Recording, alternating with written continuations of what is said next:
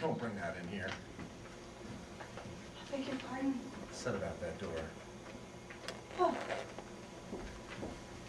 Goodness, you American women don't know how to move. You're not at home in your bodies. Beg your pardon? Sit down. Where shall I sit? There's only one chair besides this one, which is being occupied by myself. Mrs. Miss Preston. Peabody. Ariadne Peabody. I must ask you to move that chair. You've just created a total eclipse of the sun. Oh, I'm dreadfully sorry.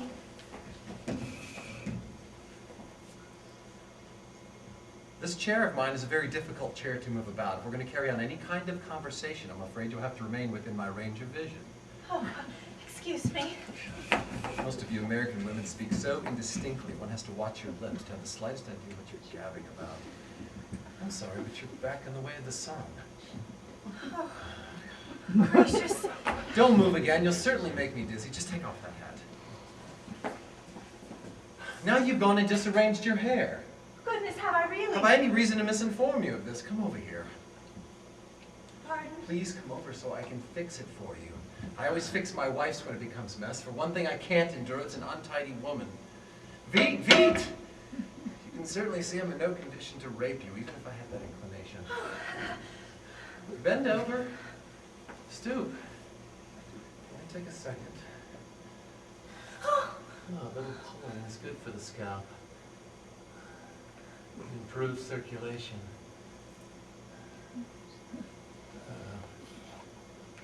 There now. Very much better.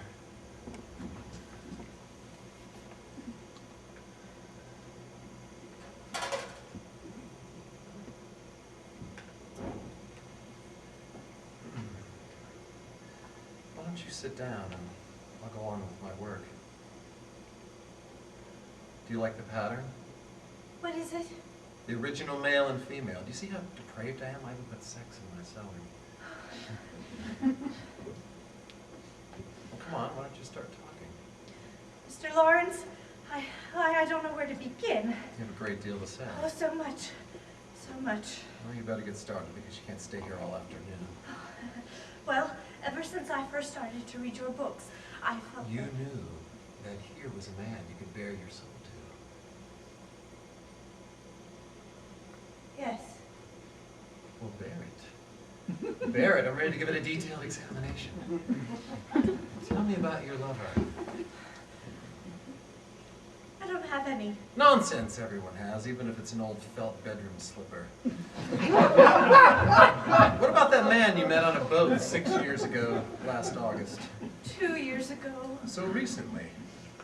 How did you know? His shadow is plainly visible in your eyes. What was his name? If only I knew. That would solve the whole problem. Tis, tis. You should always ask. Was it completed? What? The act. What act, Mr. Lawrence? Ah, Miss Innocence. Oh, it wasn't an act, but only a meeting. The pernicious effect of sterile intellectualism again. Back when the world was young and man was a red-blooded animal, every meeting resulted in an act of one kind or another. Now meetings are just meetings. Stiff little bows, hypocritical smiles, and little small talk on the weather. All the natural healthy venom we have in our nature, instead of immediate spontaneous expression and little fights with our neighbors, is all stored up in sort of a national reserve, until it becomes convenient for the heads of states to release it in the grand scale lunacy of war. All because it's no longer considered proper to slap a man in the face because you don't like the cut of his features, or throw a girl in the ditch because you do like hers. But that's a little off the subject now, ain't it? This man you met on a steamship from Hong Kong to Sydney, Australia? Oh, no, it was on the ferry from Oakland to San Francisco. Oh, and I suppose the last night out you dined together at the captain's table. I'm afraid you don't understand. Now you're being offensive. I understand everything there is to be understood. He occupied the seat adjoining yours. No. No, we stood together at the rail. Vomiting! Gracious, no. Oh, the idea amused me a little. This young man, was he handsome? I haven't the slightest idea, but that doesn't matter. You didn't look at him? No, I couldn't. I was too dazed to look. Oh, you were breathless and blind and nearly unconscious. You're not making fun of me, Mr. Lawrence? No. Please don't. It's a serious matter. Quite. He was small and shy. No, he was large and very, very forward. And he nudged you slightly. Not slightly at all, Mr. Lawrence. He openly embraced me. Ugh! What's that, Mr. Lawrence? Ugh. That's just a little idiomatic expression I picked up among the Indians, Miss Lawrence. Indicates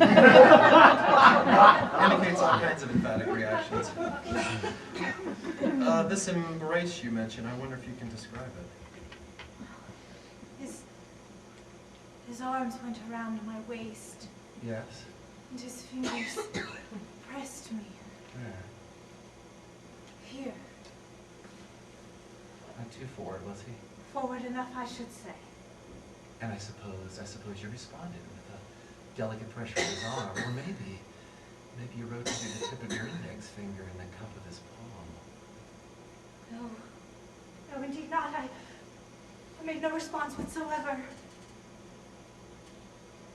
Because of modesty. No. Paralysis. Oh, one of those rare electrical things between people. You've made no remarks? What? The man said nothing. Nothing occurred except the tentative pressure? Well, very shortly ceased to be tentative even. The pressure, you mean? Yes. Was removed. No, on the contrary. Became quite definite. Yes. And still he said nothing. Nothing. And you said nothing. Well, I cleared my throat 3 times, but I couldn't speak. Not a single word was uttered between you. Not until the ferry boat landed at San Francisco. And then he... And then he released me, and then he finally spoke. Distinctly. In a whisper. Whispered what? He whispered his name, which I can't remember. At 7 o'clock. 7 o'clock. Yes. Presumably the hour they inherited assignation. Presumably. That's all he whispered, was the time and his name? Mentioned the time and also the place. He also mentioned the place. He also mentioned the name of a certain hotel. And you did what?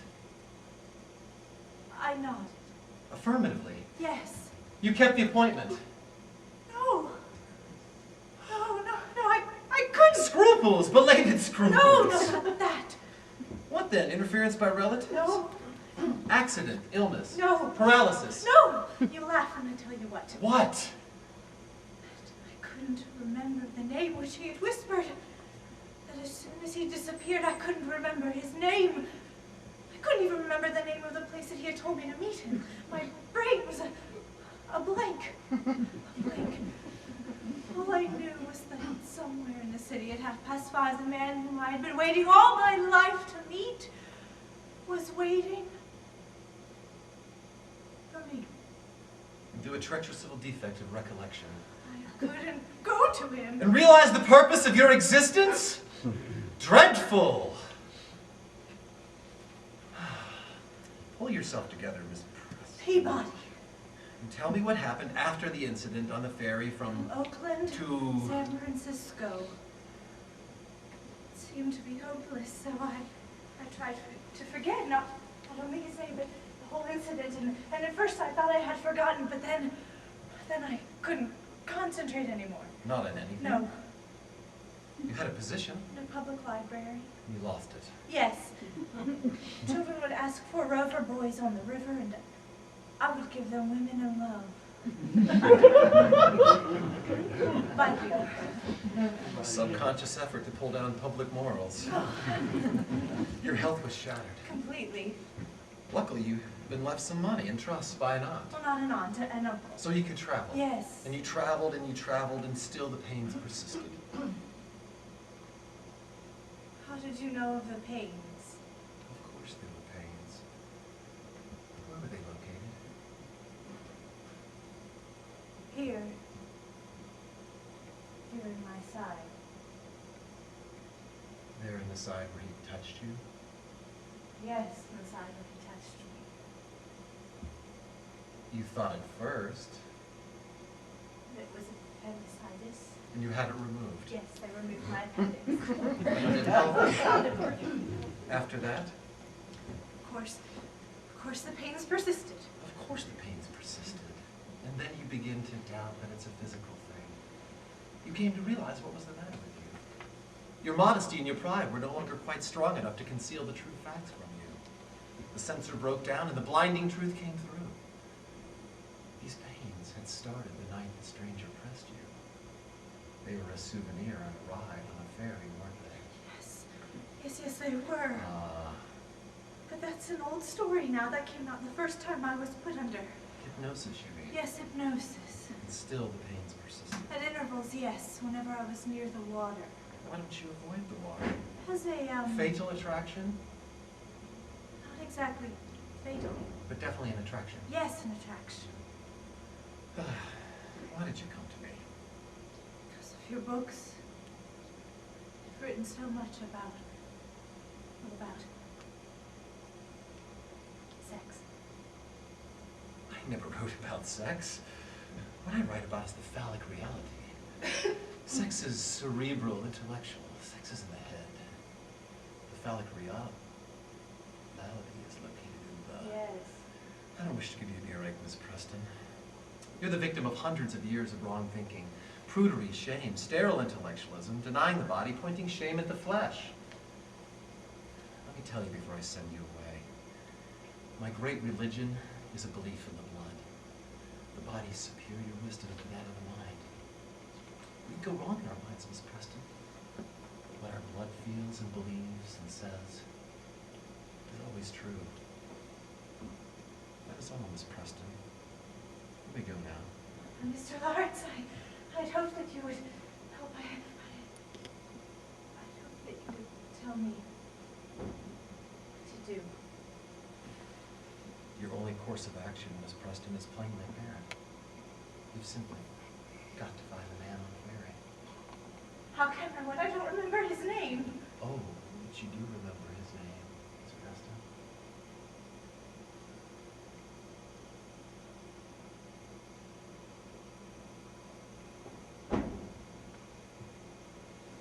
What is his name?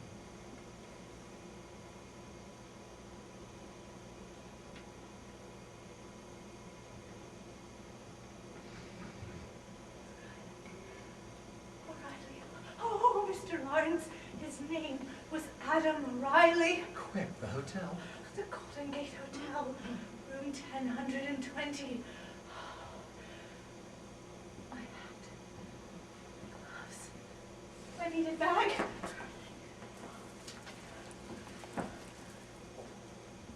Here now, where are you going? I'm going back to Adam in San Francisco in the Golden Gate Hotel, room 1020.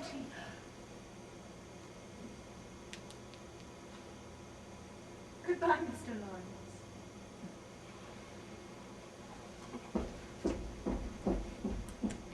Adam and Eve on a San Francisco ferry. Ferry.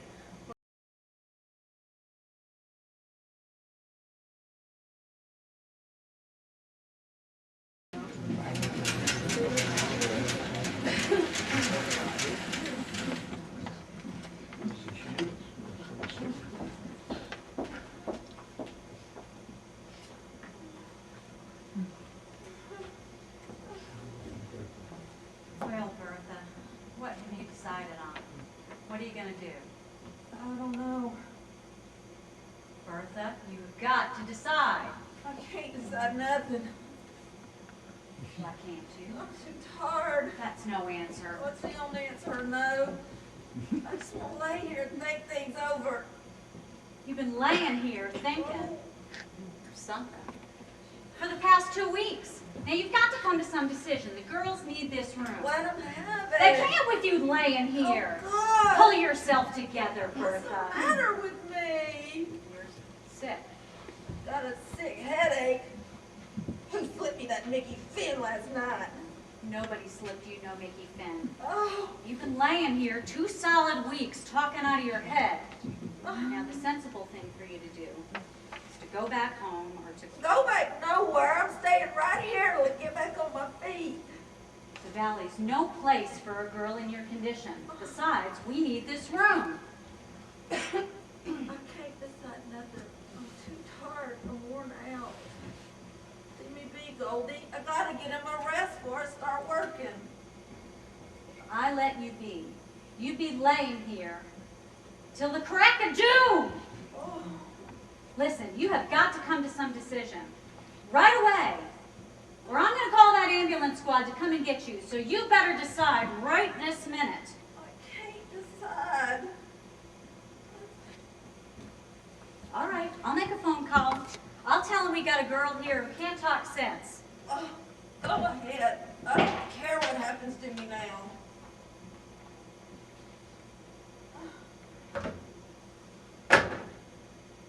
Bertha, why don't you write a letter to that man from Memphis? You know, the one who sold hardware or something? Charlie, you leave his name off your dirty tongue. That's a fine way for you to be talking. Me keeping you here out of kindness, and you not bringing in a red, white, or blue cent over the past 2 weeks. Charlie's a real sweet. Charlie's just... What if he is sweet? All the more reason for you to write him. Help you out of this tight spot you're in, Bertha. I'll never ask him for another dime. You got that? He's forgotten all about me. My name and everything else. Somebody has cut me up with a knife while I've been sleeping. Pull yourself together, Bertha. Oh, This man's got money. Maybe he'll send you some. Help you out of this tight spot you're in. Sure Get you he's- back on your feet. sure he's got money. He owns a hardware store. Reckon I ought to know. He used to work there. He used to say to me, "Girlie, anytime you need something, you just let old Charlie know." We had good times together in that back room. Bet he ain't forgotten that, neither. Just found out about the bad things I've done since I quit him and come to St. Louis. Nah, he ain't, Bertha. I bet he don't know a thing. It's you that's been writing things. Telling him all the dirt you can think of about me. Your filthy tongue's been clacking so fast that... Bertha, I've been a good friend to you, Bertha. Oh. Anyhow, he's married now. Just write him a little note on a postcard. Tell him you've had some tough breaks. Remind him how he said he'd help you if you ever needed it, huh? Leave me alone a while, Goldie. I've got an awful feeling inside of me now. You want to see the doctor? No. Priest? No. What religion are you, Bertha? No. Thought you said you was Catholic once. Maybe I did. What of it? Well, if you could remember, maybe we could get the sisters or something to get you a room like they did for Rose Kramer, for you to rest in, get your strength back. I don't want no sister to give me nothing. I just want you to leave me be in here till I get through resting.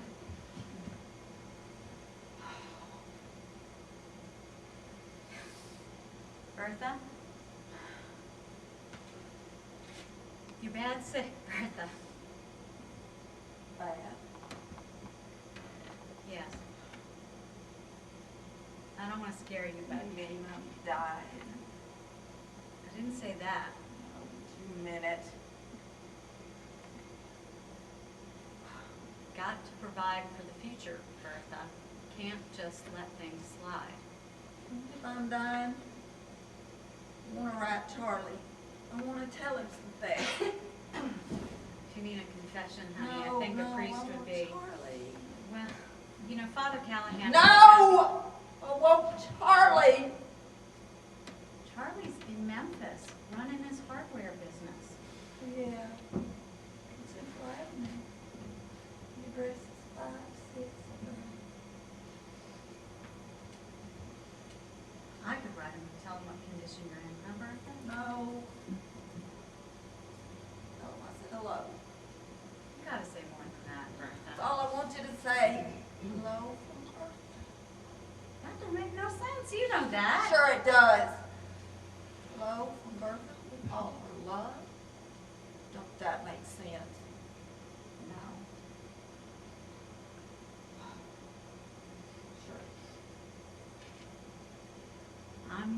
call the hospital and have them send the ambulance squad out.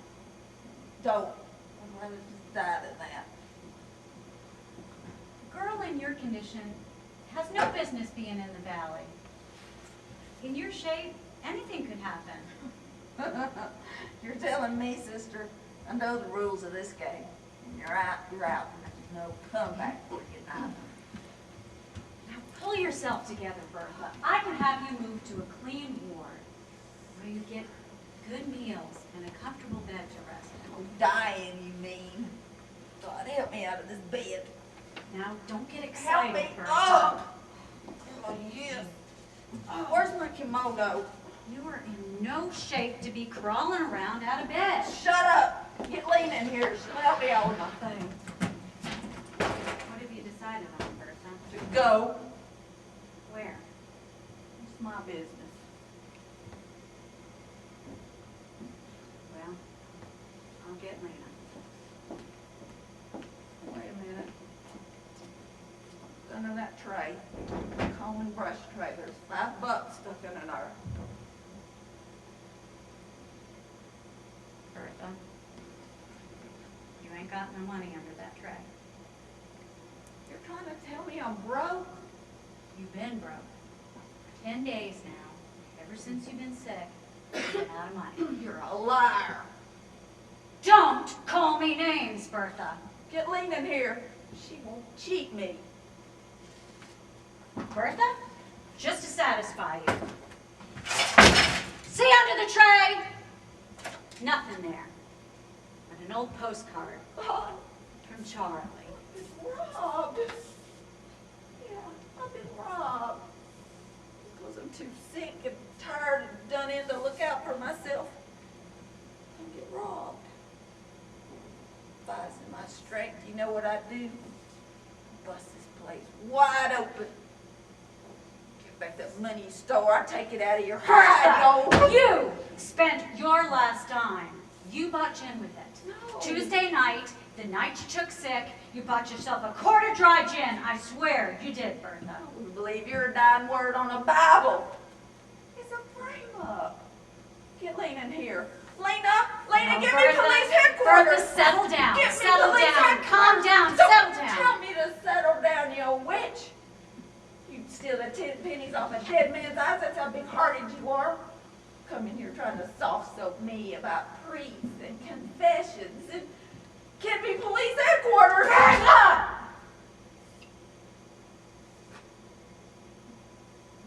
You need a good brawl knife, honey. Get back in bed. Bring you a double brawl knife and a box of aspirin. Bring back that $25 you stole from Now, my brother, that Bertha! comb and brush tray. You bring it back or I'll have you prosecuted. We've got friends in this town. Big shots. Lawyers. Politicians. I can beat any rap you try to hang on me. Vagrancy, huh? That's a laugh, ain't it? I got my constitutional rights. Oh,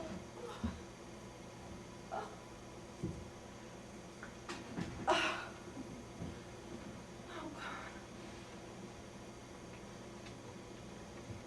Oh, Charlie, you were such a sweet.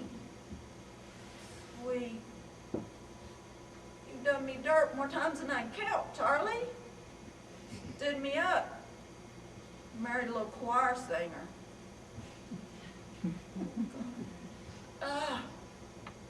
It makes my guts ache to look at your blessed face in the picture.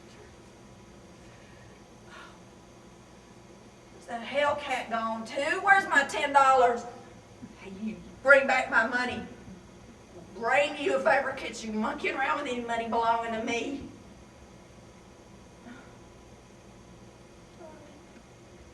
Don't go out tonight, honey. Got a sick headache. Hey, you. Bring me an ice pack. I got one hell of a hangover, baby. Vagrancy, huh? Vagrancy, my Aunt Fanny. You give me my lawyer. I got influence in this town. That's right. My family owns half the olas in the state of Nevada. Who are you? Get out.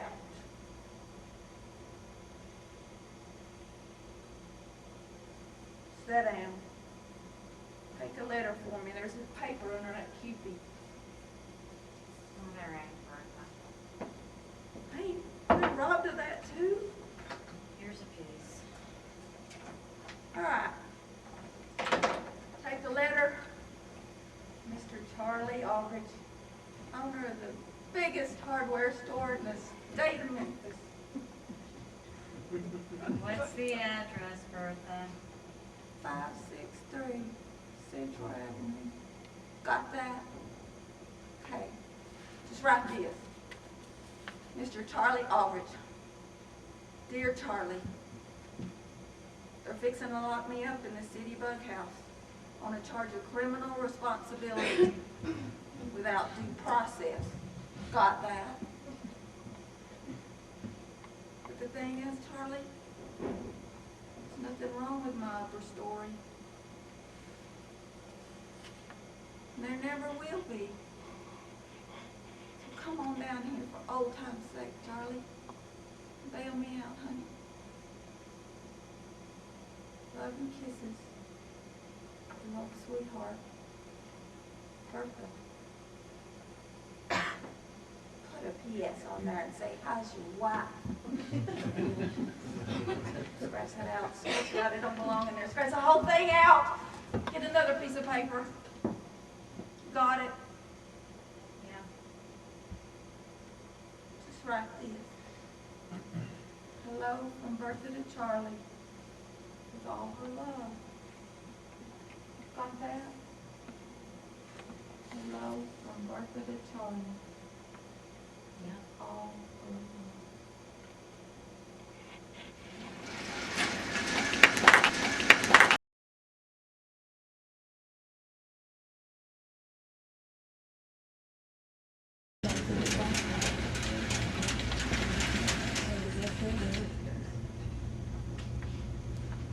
Is that a musical? Is it a musical? What time is it? What, honey? Sunday. I know it's Sunday. You never wind the clock. I wonder if I cashed my appointment. I hope I didn't cash my appointment. Where's my clothes? Look at my pockets and see if I got the check on. You came back while I was out looking for you. Picked the check up and left a note that I couldn't make out. You couldn't make out the note? Only a telephone number. I called the number, but there was so much noise. Couldn't hear a thing. Was here? No noise there. Where was there? I don't know. Someone said come over and hung up. And all I got afterward was a busy signal.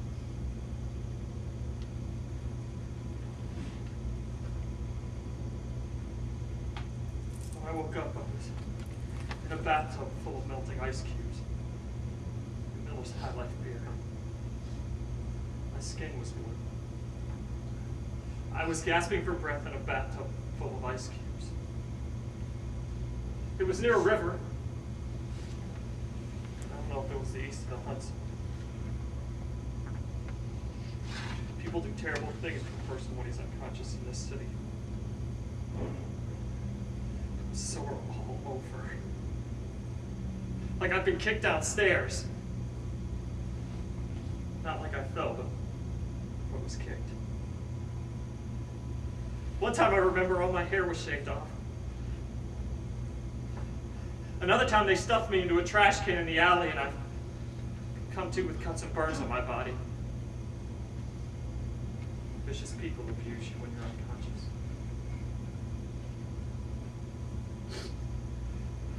When I woke up, I was naked in a bathtub full of melting ice cubes. I crawled out and went into the parlor, and someone was going out of the other door as I came in.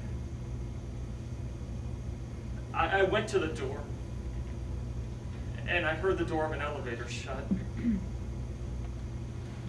and saw the doors of a corridor of a hotel. TV was on. There was a record playing at the same time. The parlor was full of rolling tables loaded with stuff from room service. Whole hams, whole turkeys, 3-decker sandwiches cold and turning stiff, and bottles and bottles and bottles of all kinds of liquor. Hadn't even been opened. And buckets of ice cubes. Somebody was going out of the other door as I came in. As I came in, someone was going out. And I went to the door and heard the door of an elevator shut. All over the floor of this pad near the river, articles of clothing scattered.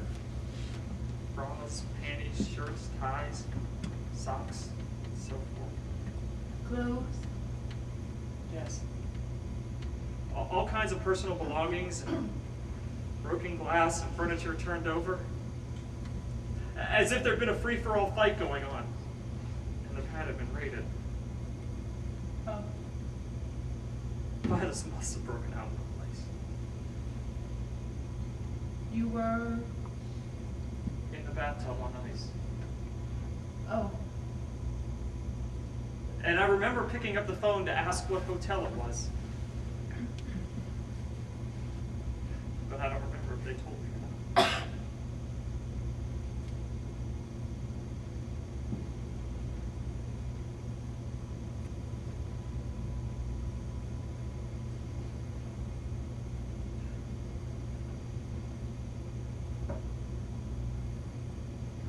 Now I've recited the litany of my sorrows. And what have you got to tell me? Tell me a little something of what's going on behind you. It's been so long since we've been together. Except like a couple of strangers living together. Let's find each other, and maybe we won't be so lost. I've been lost. Talk to me. I thought of you often, but couldn't call you. Honey, thought of you all the time, but couldn't call. What could I say if I called? Could I say I'm lost in this city? Passed around like a dirty postcard among people and then hang up? I'm lost in this city. I've had nothing but water since you left. Not a thing but instant coffee until it was used up. And water. Can you talk to me, honey? Can you talk to me now? Yes. Then talk to me like the rain and let me listen. Let me lie here and listen. It's been too long since we leveled with each other. Now tell me things. What have you been thinking in the darkness while I've been passed around like a dirty postcard in this city? Talk to me. Tell me. Talk to me like the rain and let me listen. Let me lie here and listen. You've got to. It's necessary. I've got to know. So talk to me like the rain and let me listen. Let me lie here and listen. I want to go away. You do? I want to go away. How? Alone. I'll register under a made-up name in a little hotel on the coast. What name? Anna Jones. The chambermaid will be a little old woman who has a grandson that she talks about. I'll sit in the chair while she makes the bed. My arms lying over the sides, and her voice will be peaceful. She'll tell me what her grandson had for supper. Tapioca and cream. The room will be shadowy cool and filled with a murmur. Right? Yes. Yes, rain. Anxiety will pass over. Yes. In a little while, she'll say, "Your bed is made up." And I'll say, "Thank you." Take $1 out of my pocketbook. The door will close and I'll be alone again. The windows will be tall with long blue shutters. And it will be a season of rain, rain, rain. My life would be like that room. Cool, shadowy cool, and filled with the murmur of rain.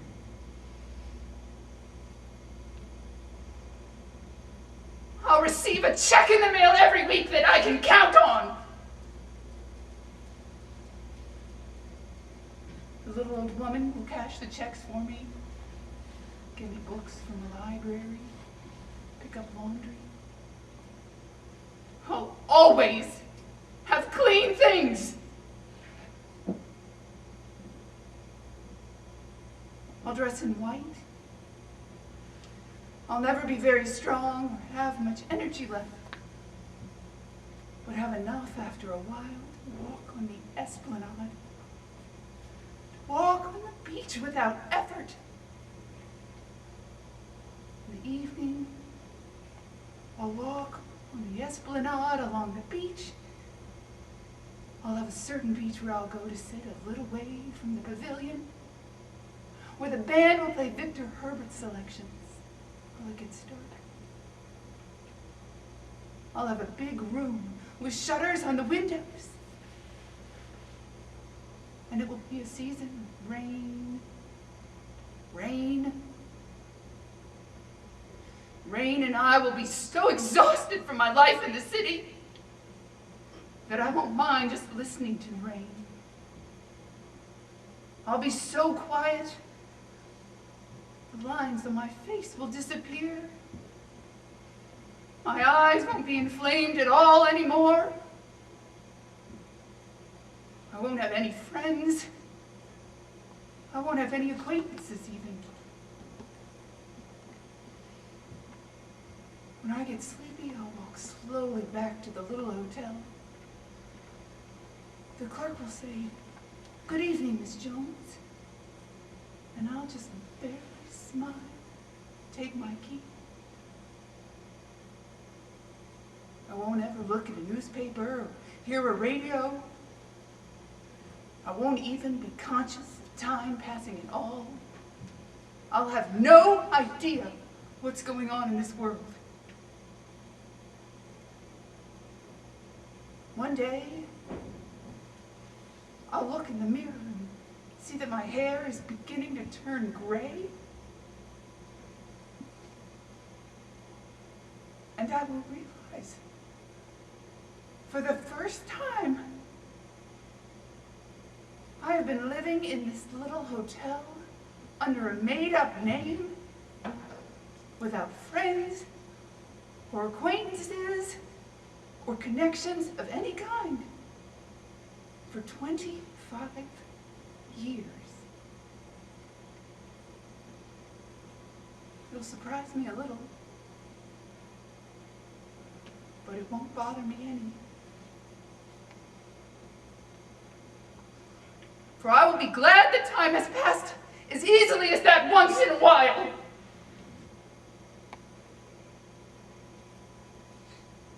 I may go out to the movies. I'll sit in the back row with all that darkness around me, figures sitting motionless on each side, not even conscious of me watching the screen. Imaginary people, people in stories. I will read long books, the journals of dead writers. I will feel closer to them than I ever felt to the people I knew before I withdrew from this world.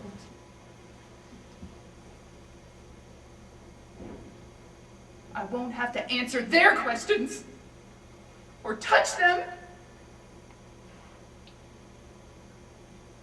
They will talk to me and not expect me to answer. I will get sleepy listening to their voices explaining the mysteries.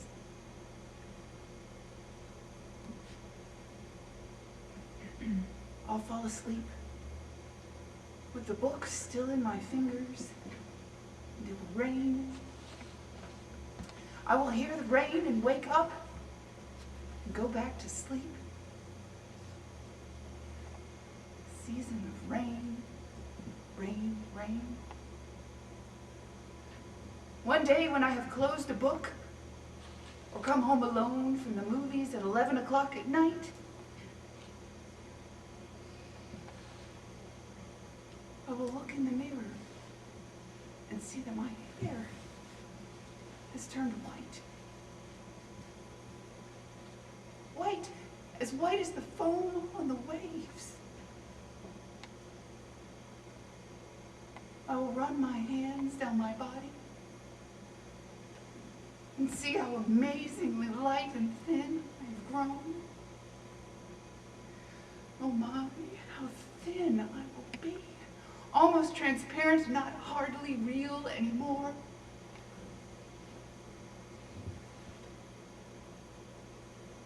And then I will know.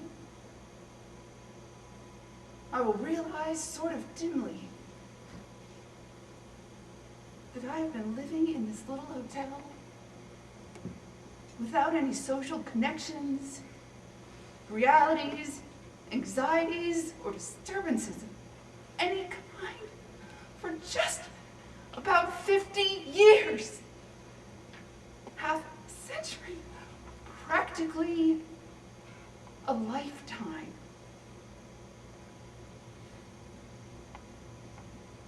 And I will know, looking in the mirror the first time has come for me to walk out once more on the Esplanade. With the strong wind beating on me, the white, clean wind that blows from the edge of the world. From even further than that, from the cool outer edges of space, from even beyond whatever there is beyond the edges of space. I will go out and walk on the Esplanade. I will walk alone and be blown thinner and thinner. Baby, come back to bed! And thinner and thinner and thinner and thinner and thinner, till I won't have anybody at all.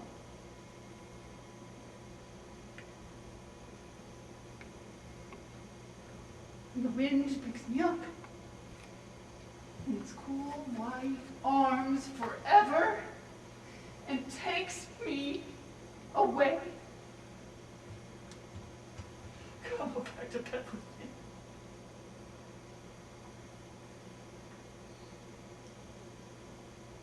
I want to go away.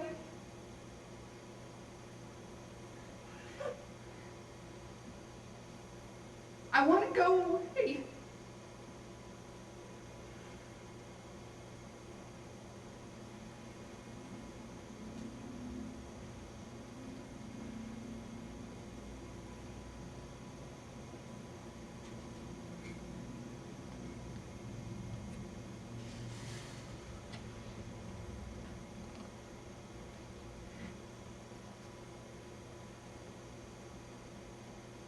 Come back to bed. Come on back to bed, baby.